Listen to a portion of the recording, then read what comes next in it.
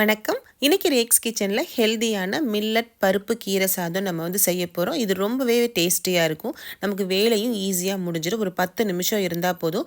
குக்கரில் நம்ம வச்சோம் அப்படின்னா 10 நிமிஷத்தில் நமக்கு ஈஸியாக ரெடி ஆகிடும். நமக்கு லஞ்ச் பாக்ஸுக்கு ரெடி பண்ணுறதுக்கும் இது ஈஸியான ரெசிபி. அதே சமயம் நீங்கள் வெயிட் லாஸ் பண்ணுறீங்க அப்படின்னா இது கரெக்டான ரெசிபி. நீங்கள் ட்ரை பண்ணி பாருங்கள். இப்போ நம்ம எப்படி பண்ணலாங்கிறத பார்க்கலாம். இப்போ நம்ம குக்கரில் 1 டேபிள் ஸ்பூன் அளவுக்கு நான் நெய்யை சேர்த்துக்கிறேன். நீங்கள் நெய் வேணாலும் சேர்த்துக்கலாம், இல்லை எண்ணெய் கூட நம்ம யூஸ் பண்ணிக்கலாம்.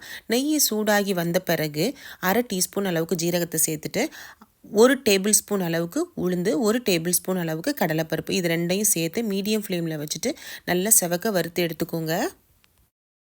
பருப்பும் உளுந்தும் செவந்து வந்துட்டுருக்கு. இந்த டைமில் 3 காஞ்ச மிளகாய் சேர்த்து இது கூடவே நம்ம வதக்கிக்கலாம்.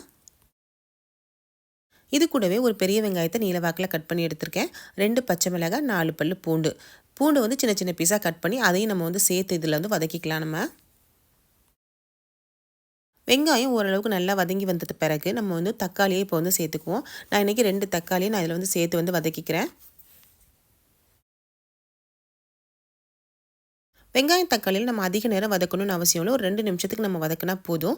வதங்கி வர டைமில் 1/2 டீஸ்பூன் அளவுக்கு மஞ்சள் பொடியை சேர்த்துட்டு 1/2 டேபிள் ஸ்பூன் அளவுக்கு நான் சாம்பார் பொடியை சேர்த்துக்கிறேன். உங்களுடைய காரத்துக்கு தகுந்த மாதிரி நீங்கள் சாம்பார் பொடியை சேர்த்துட்டு இது ஃப்ளேவருக்காகவும் நம்ம பருப்பெல்லாம் சேர்க்கறதுனால கொஞ்சம் பெருங்காய பொடியும் சேர்த்து வதக்கிக்கலாம். நம்ம வதக்கிட்டு இது கூட எந்த அளவுக்கு உப்பு தேவையோ உப்பையும் சேர்த்து நம்ம வதக்கிக்கலாம்.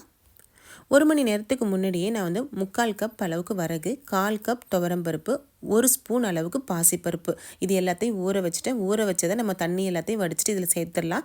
இது கூட ஒரு கைப்பிடி அளவுக்கு பசலைக்கீரை சேர்த்துக்கிறேன். உங்கள்கிட்ட பசலைக்கீரை இருந்தால் சேர்த்துக்கோங்க, இல்லை உங்கள்கிட்ட எந்த கீரை இருக்கோ சேர்த்துக்கோங்க. இல்லை நம்ம கீரை இல்லாமலும் இதை செய்யலாம். இப்போ நம்ம 1 கப் மில்லட் சேர்க்குறோம் அப்படின்னா அதுக்கு 3 கப் அளவுக்கு தண்ணி கரெக்டாக இருக்கும். நல்லா நமக்கு குலைவாக நமக்கு மில்லட் நல்லா பருப்பு சாதம் ரெடி ஆகணும் அப்படின்னு நினச்சிங்க அப்படின்னா இன்னும் ஒரு 1/2 கப் அளவுக்கு நான் இன்றைக்கி 3/2 கப் அளவுக்கு தண்ணியை வச்சு குக்கரை 3 விசில் விட்டு வேக வச்சு எடுத்து வச்சுருக்கேன். நீங்கள் 3 விசில் வந்ததுக்கப்புறம் 5 நிமிஷத்துக்கு லோ ஃப்ளேமில் வச்சுட்டு நீங்கள் குக் பண்ணிங்கன்னா நல்லா சாஃப்டாக நமக்கு குலைவாக வெந்து வந்துடும். இப்போ நல்லா சூப்பராக சாஃப்டாக வெந்து ரெடி ஆகிடுச்சு. லாஸ்ட்டாக 1 ஸ்பூன் அளவுக்கு நெய்யை சேர்த்துட்டு இதில் கலந்துட்டோம் அப்படின்னா ரொம்பவே சூப்பராக இருக்கும், டேஸ்டியாக இருக்கும். ஈஸியான ரெசிபியும் கூட ட்ரை பண்ணி பாருங்கள். இந்த வரகு பருப்பு சாதத்துக்கு கூட நம்ம வெறும் அப்பளமும் ஊறுகாவும் மட்டும் இருந்தாலே போதும். ரொம்பவே டேஸ்டியாக இருக்கும். ட்ரை பண்ணி பாருங்கள். ஃப்ரெண்ட்ஸ், உங்களுக்கு இந்த வீடியோ பிடிச்சிருந்துச்சுன்னா லைக் பண்ணுங்கள். உங்கள் நண்பர்களுக்கெல்லாம் ஷேர் பண்ணுங்கள். கூடவே நம்ம சேனலை மறக்காமல் சப்ஸ்கிரைப் பண்ணிக்கோங்க. தேங்க்யூ.